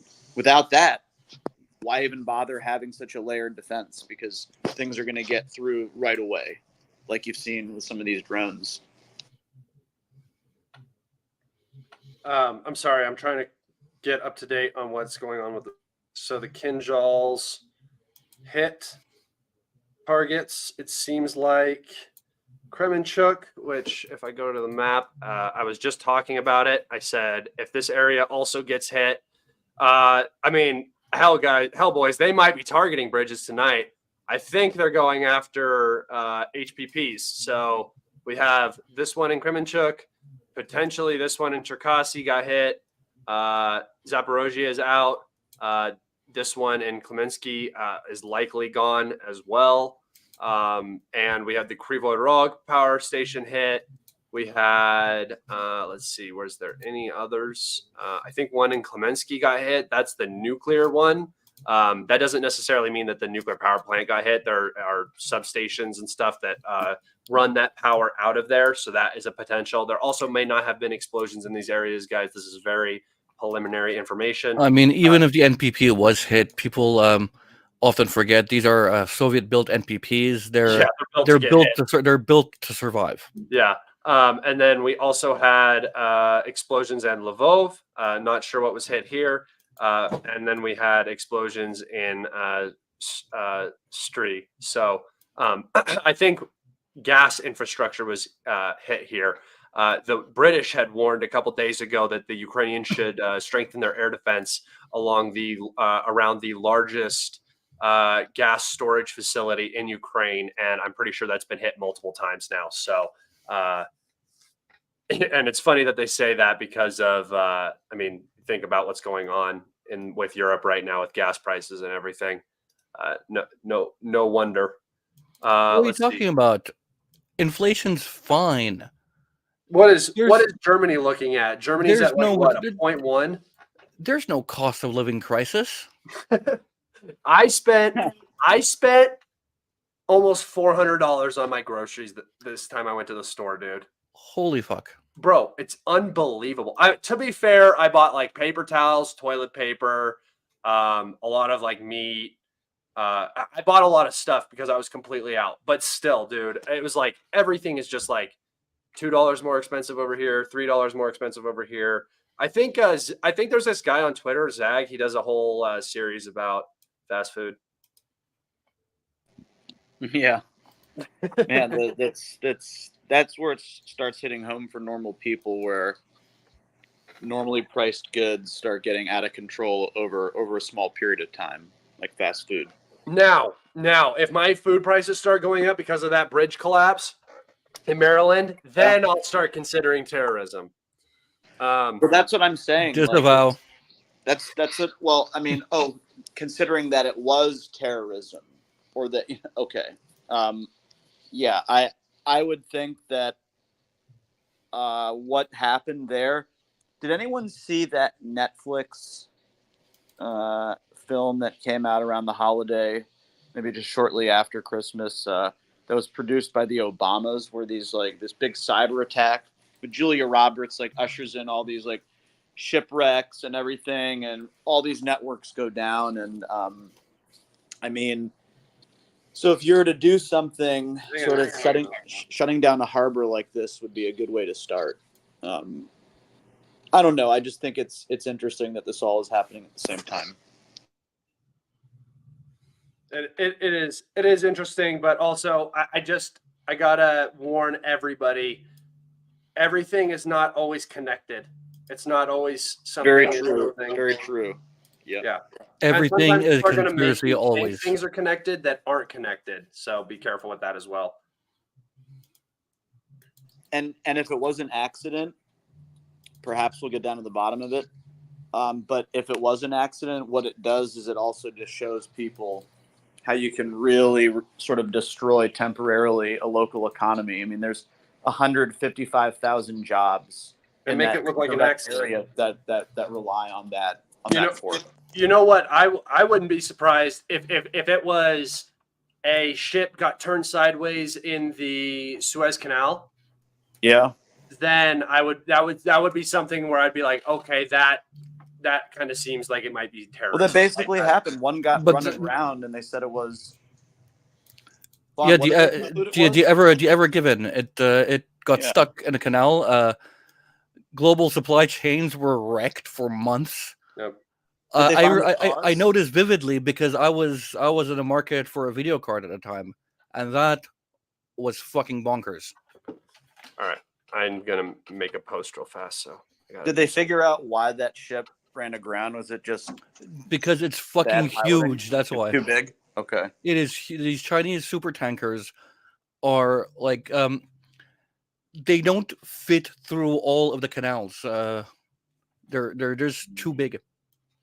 Like the Panama Canal, there's a contract to there was a dispute to widen it to allow Chinese super tankers through, and they might be building an alternate canal through Nicaragua if Panama refuses. I did hear about that Lake Managua alternative. Hey, listen, makes sense. It's good for competition. Sorry guys, I'm doing I'm making a post real fast. I'm just editing, so. Let's see. What's this question? It seems to me those bridges are going to be attacked right after the Ukrainian collapse begins to prevent heavy equipment retreat west. That could also be a possibility. They're waiting for a collapse to blow the bridges. That is also a very real possibility. You know, it might not just be that they're waiting for their own reason. I mean, they might just be waiting for their own reasons, their own time and place. That is very true. Let's see. If an Odessa operation started, how would you see it go? River crossing, helicopter landing, or what would Russia capture? First, there would have to be some sort of bridgehead. You would not conduct an operation without having a established bridgehead. So before you see any operation on Odessa, you will see a landing here, likely the capture of Nikolaev. Yeah. And then once Nikolaev is captured, you could potentially definitely see a helicopter landing in Odessa, perhaps in Moldova, in Transnistria here.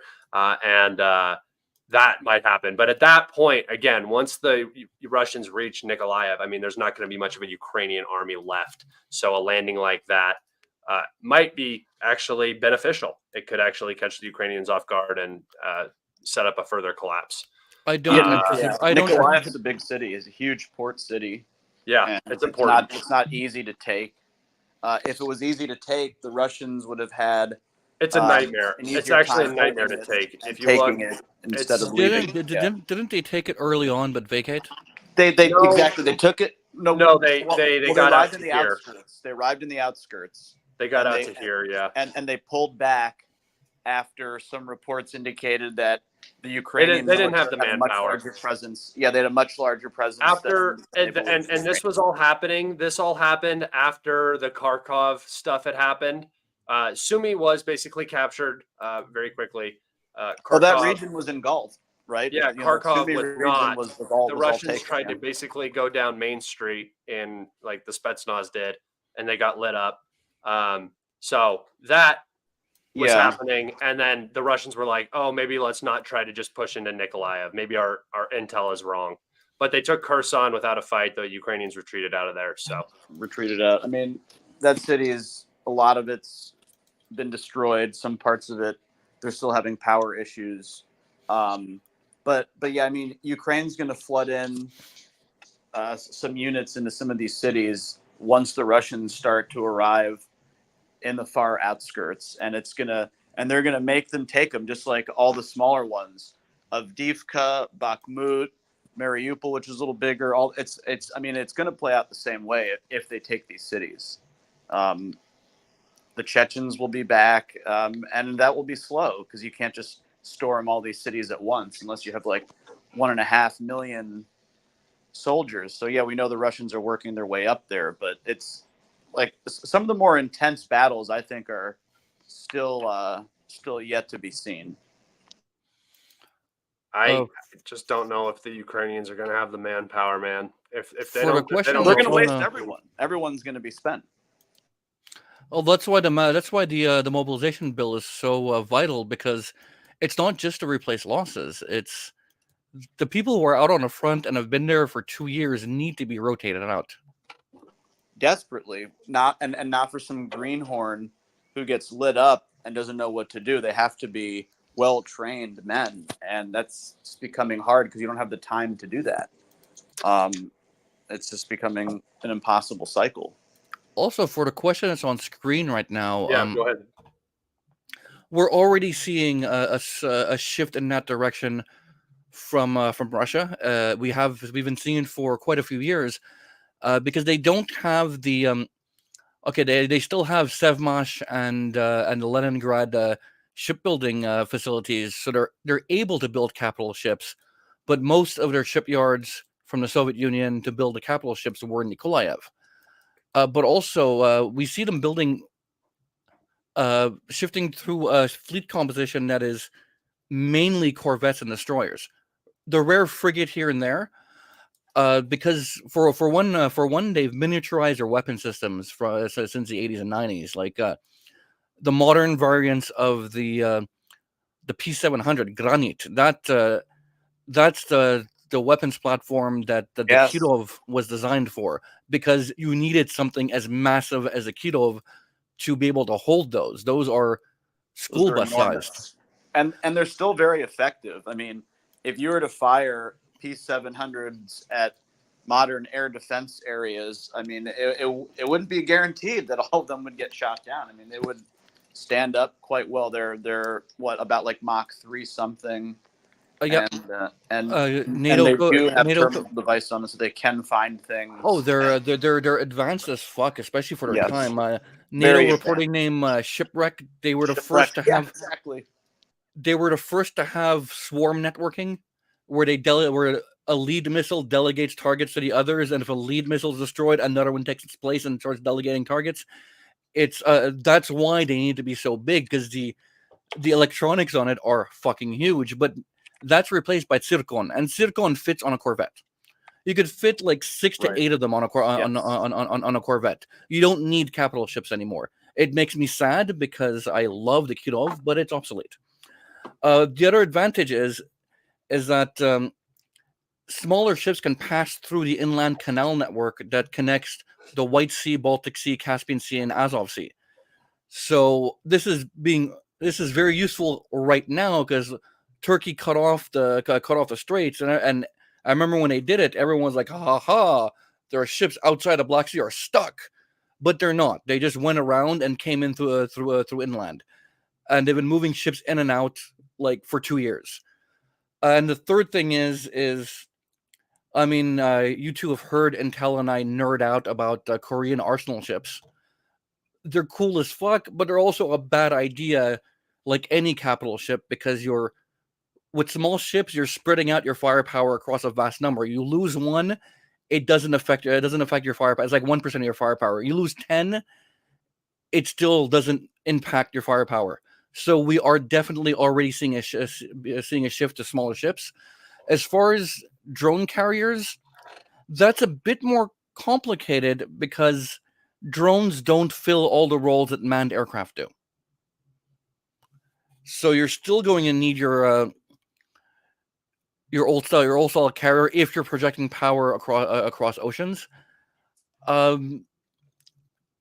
It's defending them becomes a challenge because it's still a giant capital ship that's just going to get droned to death, right? And nobody has developed anti-drone drones or air-to-air drones. But I guess something that big could support a massive electronic countermeasures module. So that could be something worth considering. What I'd love to see, though, is because at this point, why is nobody building strategic bombers that carry drones? That carry drones is fire kamikaze drones up the wazoo. You could probably carry multiple times, maybe an order of magnitude more kamikaze drones than you can giant fucking KH-55s, you know? Or fabs or anything like that. I mean, you could potentially have cruise missiles. Like, think about the something the size of a Torres that you fire. It doesn't have a warhead. It gets into position through cruise missile means, and then deploys like 6 Lancets or something. Whatever you want once they reach a certain area, and then you can target. You fire 2 cruise missiles and you get 12 impact points on an oil field or something. That would be much more beneficial than say 1 Storm Shadow cruise missile hitting. Right. I mean, you could even leave the warhead on and sort of have it glide in, and then have these Lancets deploy, frustrate air defense, hit other targets too. I mean, yeah, exactly. You can really wreak havoc with that. I would imagine that's probably a few years out from production. I mean, the U.S. still doesn't even have an active hypersonic. They have a glider they've been testing for a long time, and they even had some contracts with defense corporations, but they never actually put one into production. So what do you all think that sort of means? Did the U.S. never really value these things the way that, say, the Russians do? I mean, it would seem like a glaring sort of indeficiency. I don't think that there's necessarily been a need for it up until now.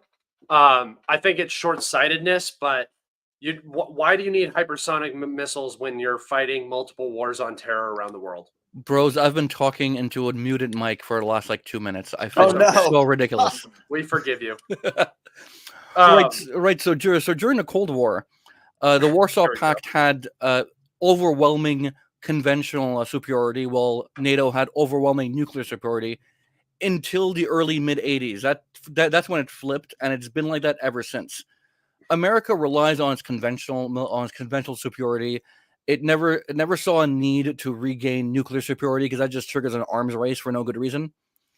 And Russia focused, especially during the 90s and early 2000s, extensively on its nuclear deterrent because it couldn't afford to maintain parity on a conventional level, but it focused instead on one, the nuclear deterrent costs less to develop and maintain, and 2, it's something they already have a lead in, and that's how we got to where we are. The Americans will eventually develop FOBs. I mean, I think they pioneered the idea of fractional orbital bombardment back in the 70s. They'll eventually get there. They're just going to get there much later than their adversaries because it's not something they prioritize, and that's fine. It's just the way it works, you know? Hypothetically, if 61 billion passes, why not buy a small army from poor country? Because it's really hard to get people to go. If you're talking about like manpower, yeah, it's hard to get people to go and fight. Also, that 61 billion is not just for Ukraine. That's I think 20 billion of that is at least going back into the military industrial complex right away, increasing production capabilities and stuff like that. What this bill really is a stimulus for the military industrial complex to get its foot in the right direction to prepare for an upcoming war with potentially Russia, but most likely China, right? Or at least continue funding these style proxy wars all over the world. So that's what the money is. It's not really. I don't think much of it is actually going to go to Ukraine in the way that people think. It's not just like Have those petitions gone anywhere? Did they get enough signatures yet? the what?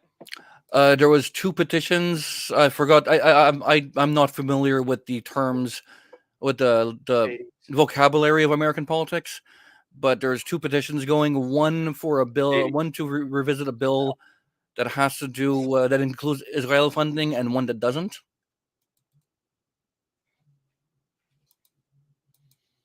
I'm sorry. Was that a question? Yeah.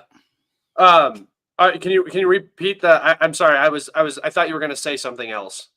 No, it's all good. Like, I don't know what the terms are called, but it's they need signatures to pass either of 2 to table either one of 2 bills. One of them includes Israel aid, and the other one does, and the other one doesn't. Yeah. Have those gotten the required signatures yet? I don't. I don't know if the Ukrainian one has, but the way they're making it sound is that it's going to come to the House for a vote, which probably means it's going to pass because a lot of the people in the House are military-industrial complex shills. The only chance of this not passing is if there is no. I'm still waiting to see, because if the Republicans go soft on Biden and give him this money for Ukraine in this package, I'm interested to see if this package includes the whole next like 4 years sort of thing where they're basically locking Trump into this. I'll have to see if that is the case, because if that's the case, they're getting absolutely bent over the table, and that House Majority Speaker deserves to be thrown out. And then also on the border issue, the whole point of not sending money to Ukraine was to get compromises on border security, and there haven't been any. So if this goes to the table, I think Mike Johnson needs to be probably kicked out of the House because he's not looking out for Republican interests. That's a hilarious thing too. I think MTG is floating a motion to get rid of him. But the thing is, if they do, basically you're in a scenario where no bills can be passed until after the election. And honestly, if you guys love chaos as much as I do, write to your representative, urge them to support this bill. Well, I mean, if you think about it, if they don't get, if what Vaughn says is true, they don't get anything passed before the election, and the election comes, Congress remains locked up with no real indication that anyone has an advantage to do things, Biden will receive another administration's, another 4 years worth of that sort of discretionary budget that he had, that he was using to fund Ukraine when Congress wouldn't or said no more. So Biden would be able to use that new war chest to help Ukraine again. So I think even if Congress is at a loggerhead, Biden would still be able to send substantial aid. Like, but what aid though? This every is part of the problem too. Like another $5 billion, you know. It's not like that stuff is just sitting in Poland waiting to cross the border. Like all of this needs to be allocated, drawn down. They could send prepared. long-range missiles that they could send But here's the issue is like they have money. They still had money in the last. I mean, like you said, they have $4 billion. The issue is not that they don't have the money to send stuff. The issue is they can't send ATACMs. They're dipping into their like personal national security use of ATACMs to send them to Ukraine. There's a reason why they only sent 20 and then a couple more maybe in the recent package. We don't know how many. Same with Storm Shadow and Scalp. They're out now. They're getting to the bottom of the barrel. But these missiles were planned to be phased out, right? So it's okay to get rid of them because there's something down the barrel. The reason why Taurus missiles aren't being sent is because that is Germany's missile for the next 5 to 10 years at least. They don't have anything being designed. They don't have anything down the road. So that is like them keeping their powder dry, basically, is not sending them. That's why Schultz made a big deal about it. I'm sure the military guys, the Luftwaffe guys were like, yeah, you can't do this. If you send this, we're going to put ourselves at a major disadvantage if we ever get into a conflict. And the Russians are going to learn the technology. They're going to learn the flight patterns, the algorithms. That it's very dangerous to allow your opponent to see your top of the line weaponry in action and learn how to beat it and plan for it. So if you don't want the Russians to already know the algorithms to your missiles when you're the ones needing to fight the Russians, is basically what I'm saying. So when you're talking about longer range missiles, there's just not a lot of inventory to send. If you're talking about tanks, there's not a lot of inventory to send. They would have already sent this stuff when they could have. And really what the Ukrainians need is manpower and ammunition. There isn't ammunition anywhere, right? There's none. Even the ammunition that the Czech Republic. Yeah, it's the Czech Republic. Yeah, it's the Czech Republic. Yeah. See, I did it again. I just got it backwards. The Czech Republic sounds. You got it right. You got it right this time. Way to go. It just sounds historical. The Czech Republic. Well, you could call it Czechia. It changed its name to Czechia a few years ago. It's a little racy for me, clown. I don't like that. You know what? I'm with you. Let's go. Let's make Czechoslovakia again. Yeah, bring it back.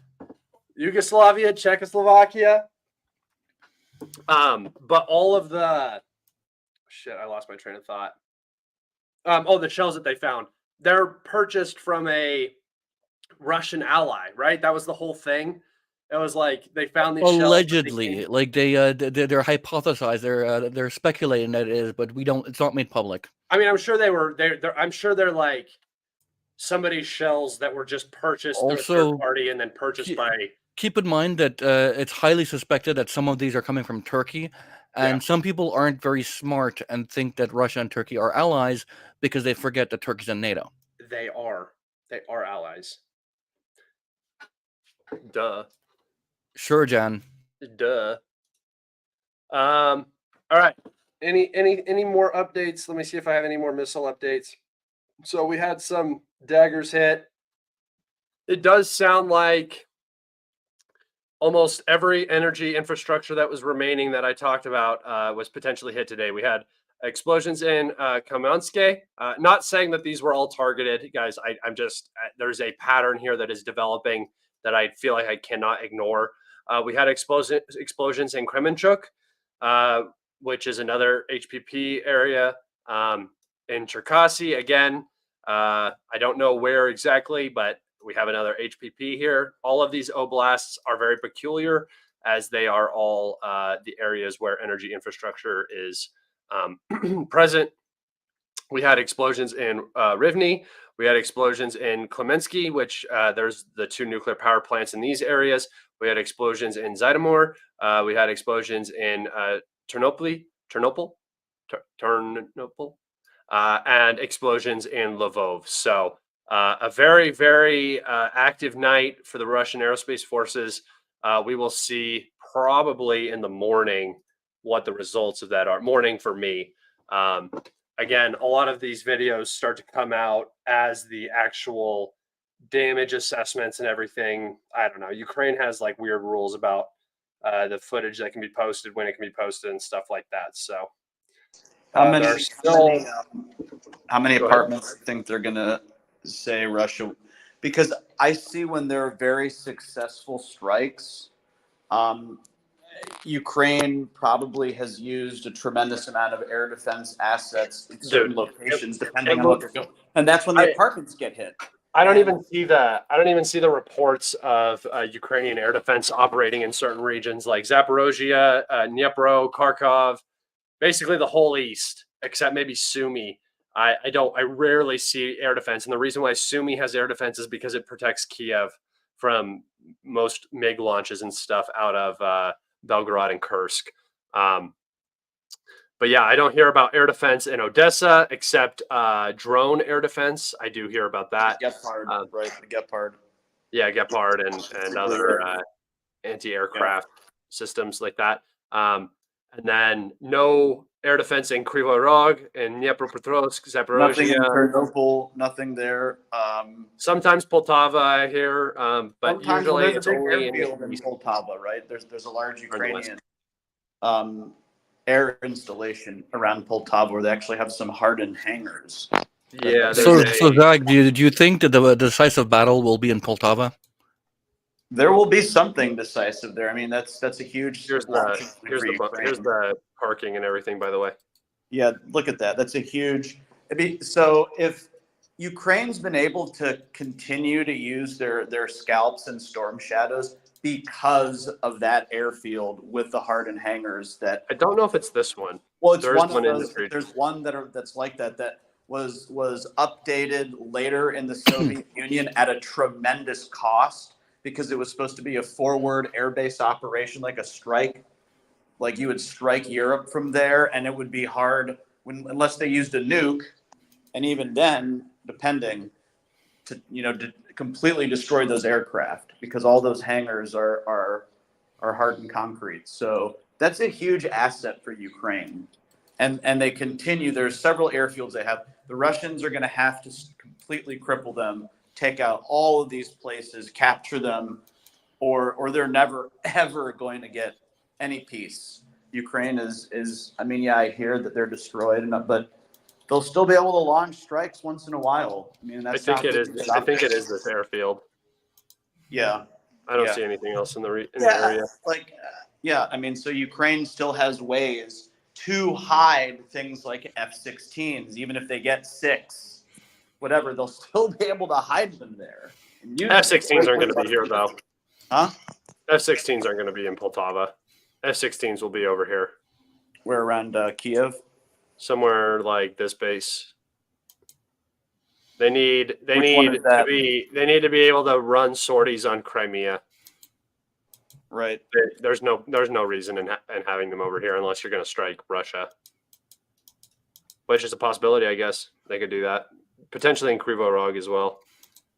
Well, wherever their airbase further south that they use to strike places in Crimea.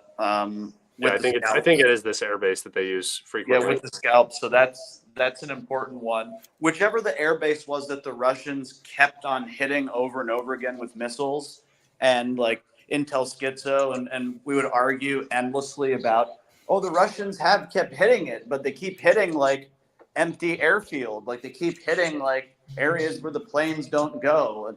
So there was a lot of debate over that, but they certainly were trying to hit one airfield in particular over and over again. And I think it's the one we're talking about. Yeah. This is always funny. Ukraine has still the capacity to do significant damage to Russian advancing forces. I don't think anybody here has said that. I don't think anybody argues with this point. No. I think when we talk about Russian triumphalism, that's a weird word to say. We're talking about like six months, a year and a half, 2 years, 3 years, 5 years. Like you got to remember, we're talking a very wide time scale. I don't think that there's any argument that the Ukrainians can't do damage still. There's still a very strong army. Obviously, the lines aren't just crumbling right now, so there is some Ukrainians standing in the way, but what we're talking about is the fact that the overarching themes of this war is that Russia is winning, Ukraine and the West are losing. So when it might sound like Russian triumphalism, I think it's more like realism and understanding where this is all going and all headed. And you can disagree with that. I totally understand that, but I've been following this conflict every day for 2 years, and pretty closely for 10. And I'm starting. I think I'm finally starting to become some form of expertise on the conflict in general. And I'm telling you guys, what I'm seeing right now is completely different than what we've seen from the Russians this entire time. So I'm not trying to be triumphant. I just think that the Russian game plan has changed, and I think it's changing at a time when Ukraine is not going to be able to cope with it. So Yeah, I don't agree with the. I don't disagree with the question either. Ukraine obviously has the potential to do damage. They are making a killing on the Russian oil refineries. They've utterly embarrassed the Black Sea Fleet. But like Scott said, we're talking down the line, because there are certain trends that you see that some of us have seen forming for months now, and they're starting to really manifest now. Where like the manpower exhaustion, the complete lack of morale. It's If current trends continue, I mean, there's one direction this moves in, which is why I keep repeating that everything depends on if the mobilization bill goes through and to what extent. exactly. I totally agree with you, Clown. And by the way, me and Clown did not talk about this beforehand. We actually, Clown, me and you haven't talked very much since like the last podcast we did. Yeah, it's been a bit. Like we've been in spaces and stuff, but it hasn't really been us talking. Yeah, like, and I have there aren't enough hours in a day. I'm at that stage. That is true. That's true. Yeah, that's true. Yeah, I feel like this sort of incident over the weekend drew a lot of people's attention away from, the battlefield. I was impressed to see Scott was having a regular sort of sit rep space that evening, when I'm sure more people were more concerned about, the Moscow, the Crocus incident. But I thought you were talking about the bridge. It's like, what? And then the bridge happened, so everyone's sort of just been a little out of it. And yeah, I mean, it's one bridge incident, you see what happens. I mean, and it's just why I've been saying for a while. Right now, people just aren't really programmed to handle a major event. So it's going to be interesting to see how things play out leading to this election. Look at my chat. Look at this one, and then look at this one. Bruh, brain dead chat. I love it. All right. That's going on 2 hours. I think I'm good, guys. I'm starting to get tired. My eyes are getting good. Yeah, this is long for you. You're not you're Dude, not I'm so tired. You can see it in my face. Look, it's also hot under the lights, so I start to get all red. See, Zach has ruined me with his spaces that go on until like 4 or 5 in the morning. I mean, I'm gonna stop doing spaces so late. Like it's crazy. So, guys, I don't think I'm gonna open one tonight, for example. I get up. Well, you can open one, Zach. Just do it for 2 hours and then stop. Well, you have to rug it, because I have literally tried to stop it, and I basically always have to end up rugging it, because people keep saying, no, let me just say one more thing. Well, just one more thing, please, one more thing. Just end it. Just don't say you're going to end it. Just end the space. Just end it. But I also haven't been as interested in doing them so often.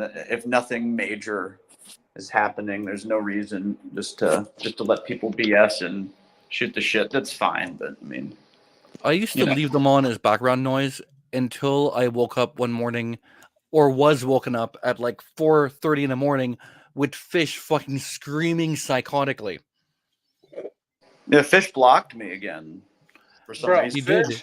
Fish sends me 30 DMs a day, and they're all just schizo posting nonsense, bro. I don't know what his political agenda is. I don't know what side he pretends to support. I have no idea what that dude is talking about at any time. I just want to weigh in on a debate going on in chat. I disagree that Foabs are more powerful than Moabs. Moabs have the power of feminism. They're girl-powered. They're better. True. All right. On that note, I'm going to end stream. Thank you guys so much for hanging out with me tonight. Thank you, Clown and Zag. You guys go follow them on Twitter, Instagram, Facebook, MySpace, LinkedIn, AOL, everywhere that they can be found. I appreciate you guys so much, and I will see you next time. Thank you. Thanks for having us. Always a pleasure, Scott. Yeah, Thank you for coming on.